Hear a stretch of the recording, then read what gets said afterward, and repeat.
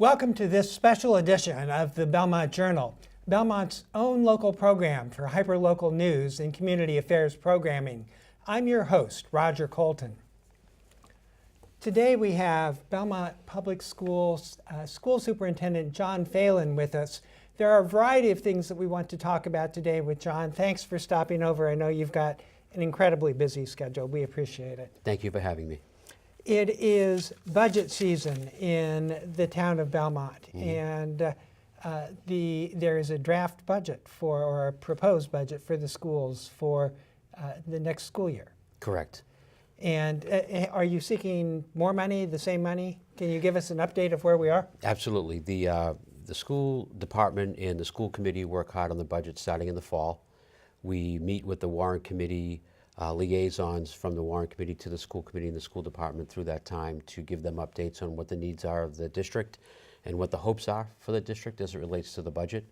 We presented that budget to the finance committee and the warrant committee early and then presented it to a joint session of the warrant committee, the board of selectmen, and a full school committee.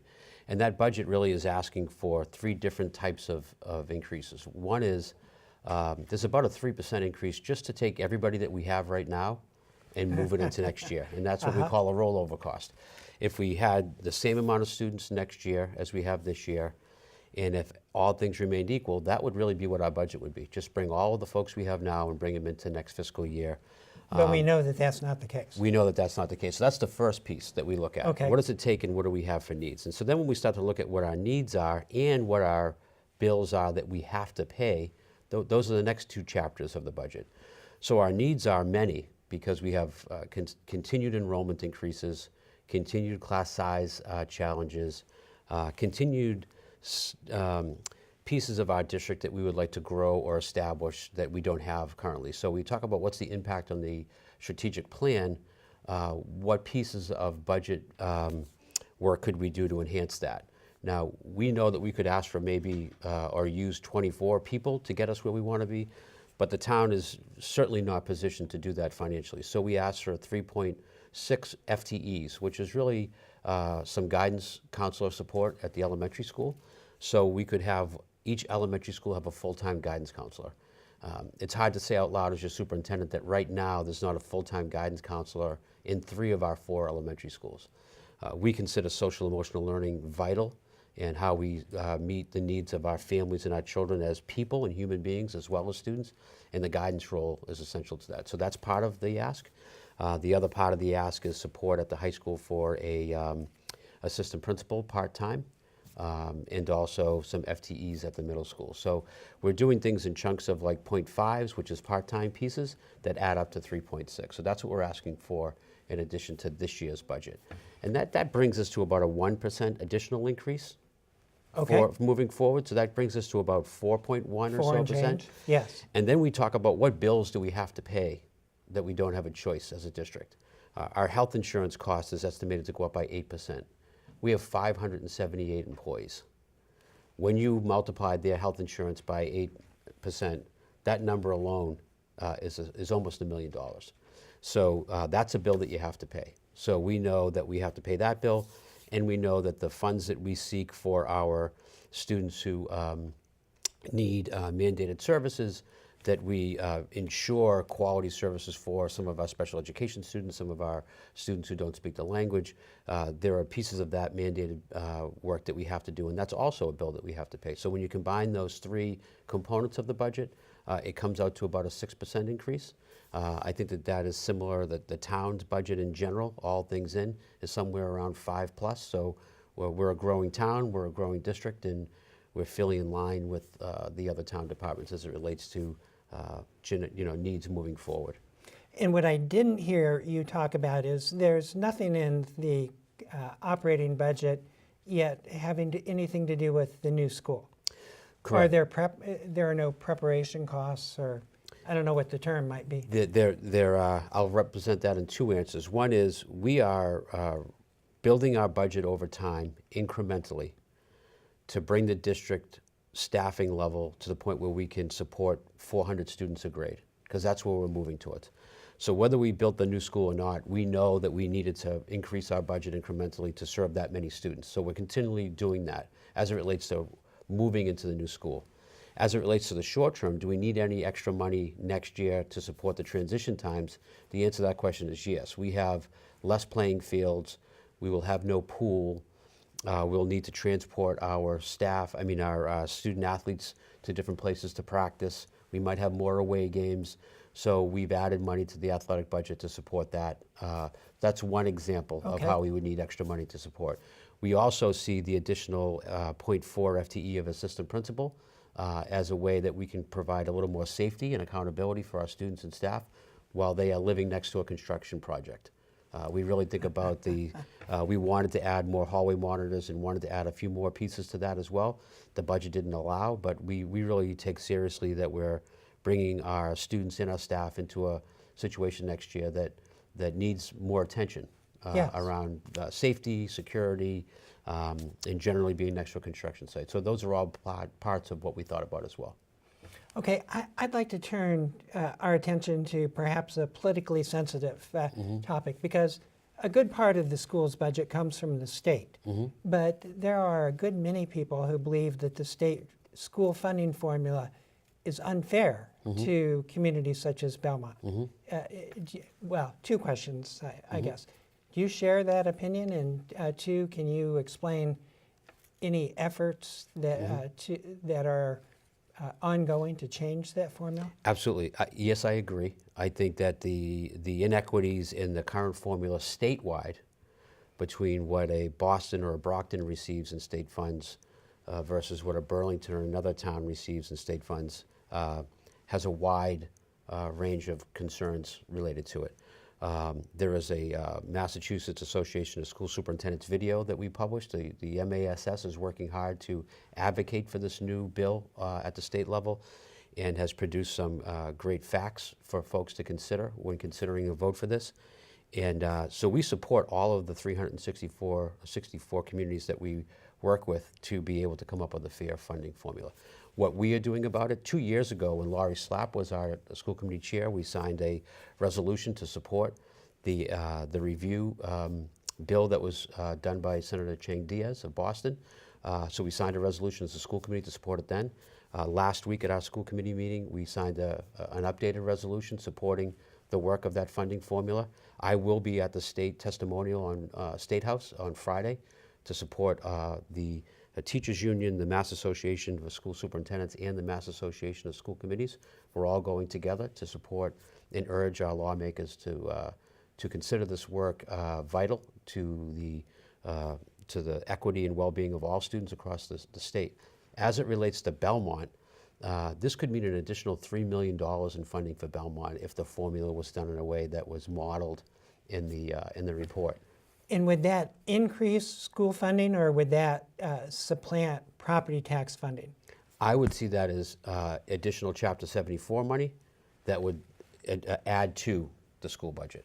Now, the town would decide how they use that revenue and balance it versus what they ask for in tax base. That's always the town's right to do so. Sure. But I would hope that money would be in addition to for the school department, and would help balance out the needs of the other town departments while we look at the town's budgets across schools, fire, police, et cetera.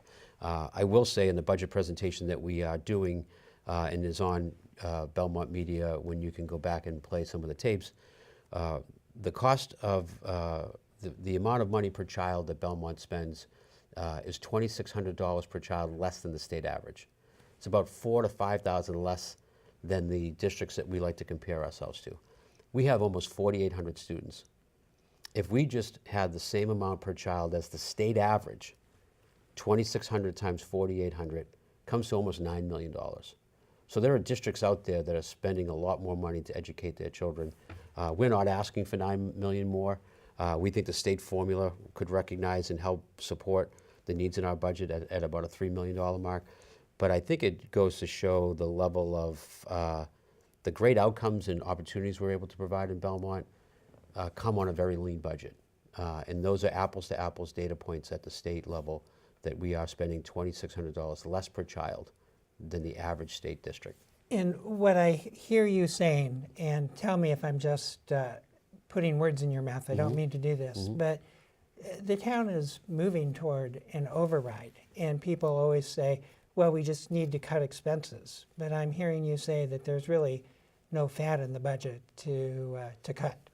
I agree. There is not much fat in this budget to cut, and we have benefited by the override from 2015-14, which was only supposed to give us about 3 years worth of funding. I believe that the town and the schools have done a great job of putting money away each year from that override. That gave us 2 more fiscal years. We'll get 5 fiscal years out of that override. And I think that we were really responsible with the taxpayers' dollars not to spend all that money in the first 3 years and then turn around and wonder why we didn't have any more. We were conservative in our approach. We were methodical in our approach.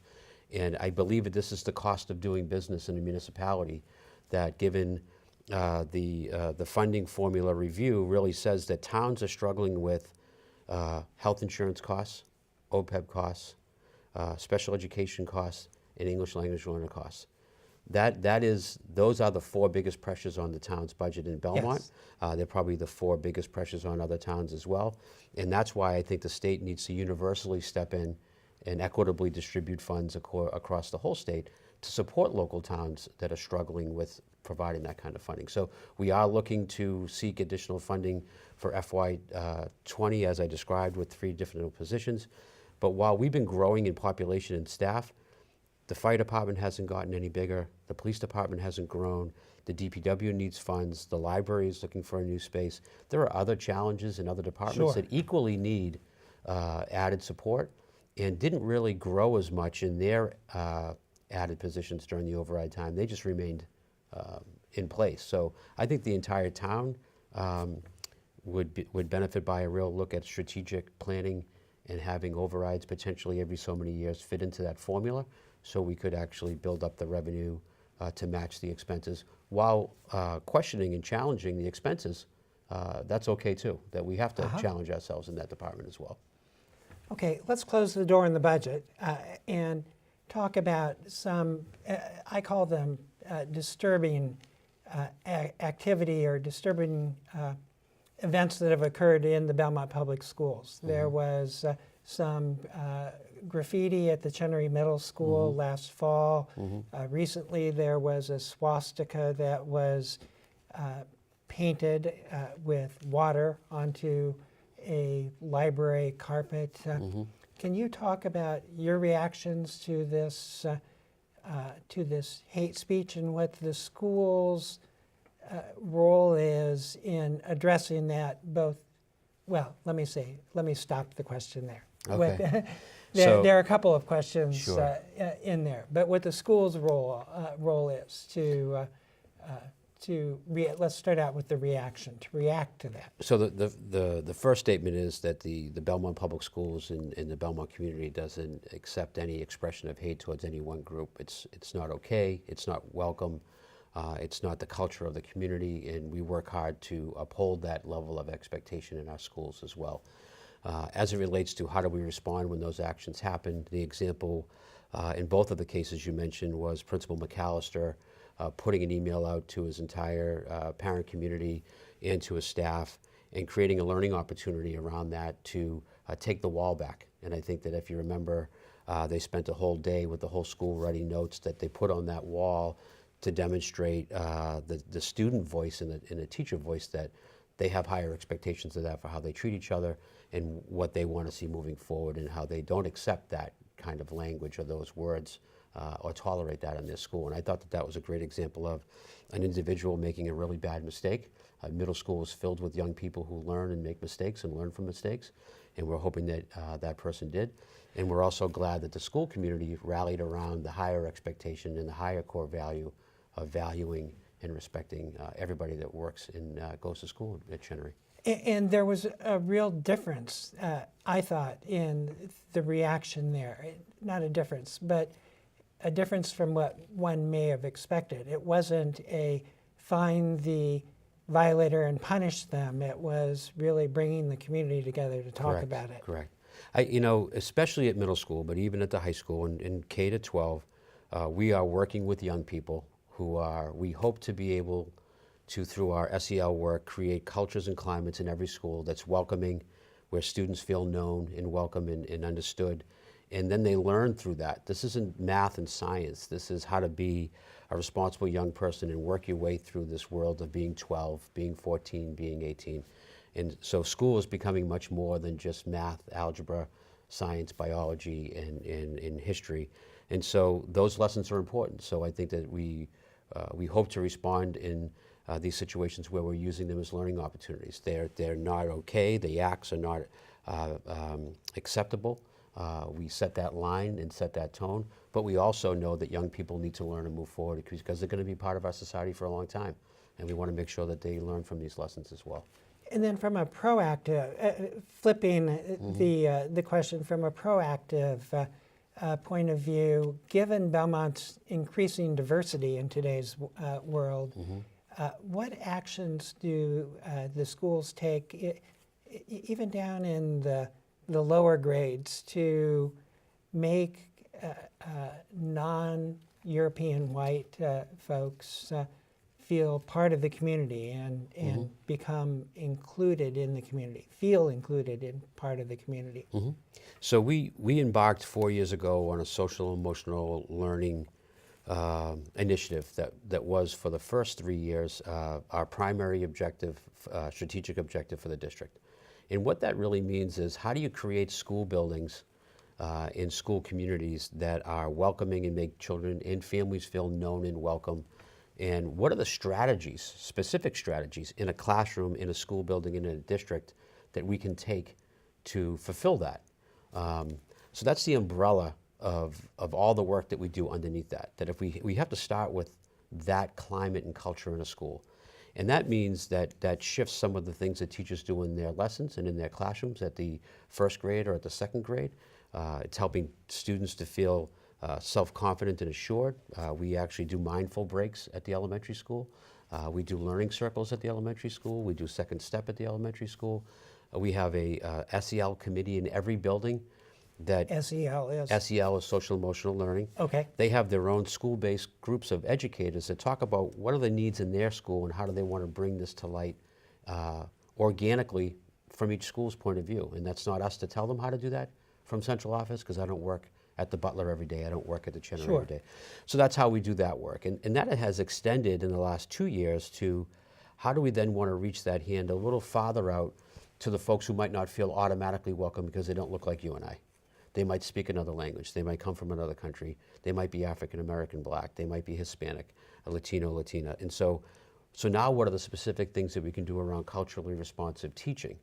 So for 2 years now, we've been taking on a culturally responsive teaching professional development, which has jumped over our SEL strategy to be the first goal of the district.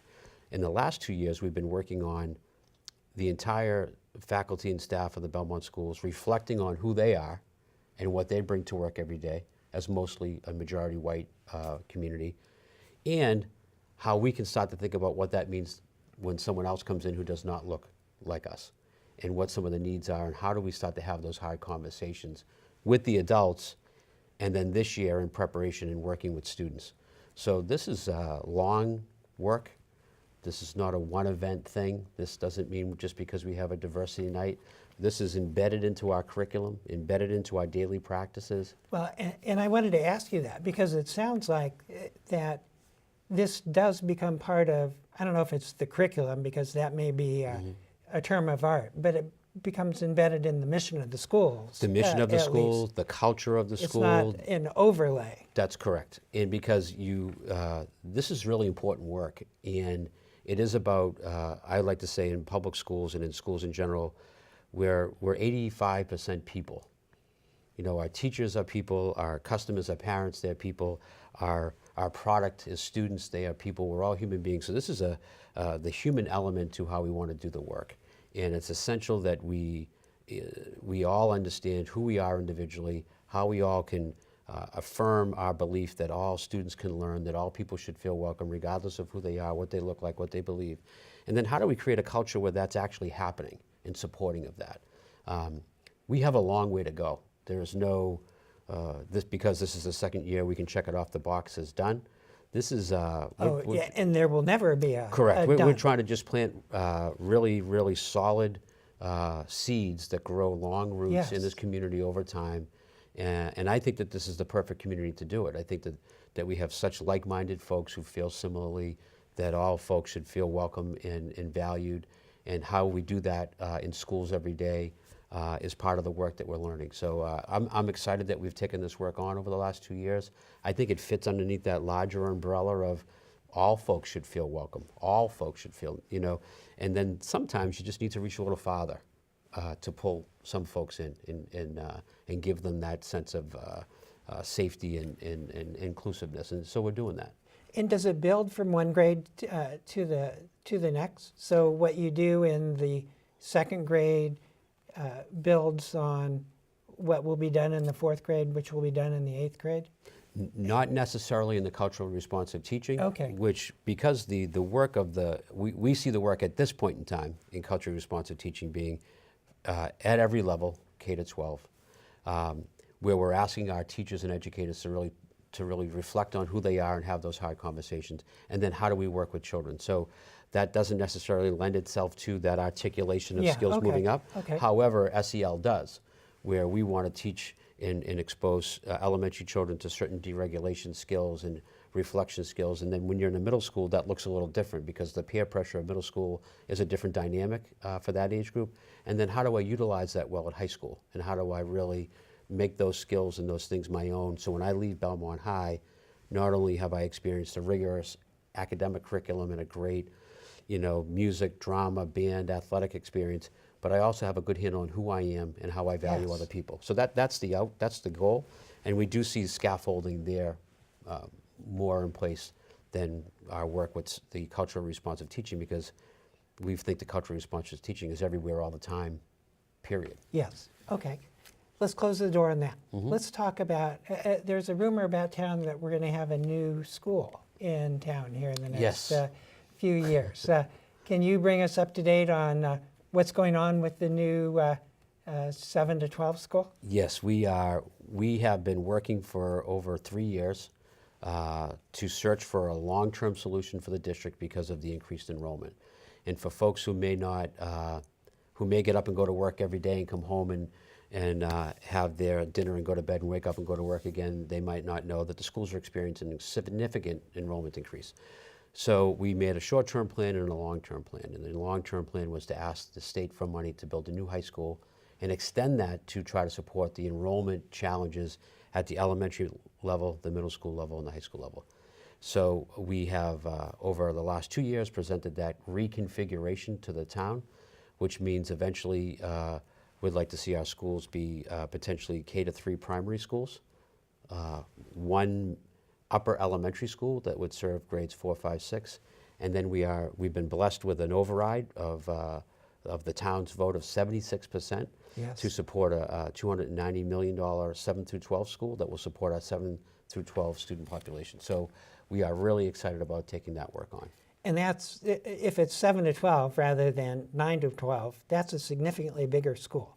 Correct. It will support about 2,200 students, at And least. are there special efforts that you have to take to, or you could probably talk all day I could. about the special efforts. We have really focused on the unique and careful separations that we need to provide when you have 7th and 8th graders on one side of the building that have a team model school that will be built just for that model, and then the separation of the 9 through 12 department-based model that is a traditional high school. So the schools actually look different inside.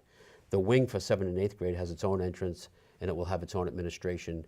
They will share services and classrooms on the first floor, but the schools themselves will be separated.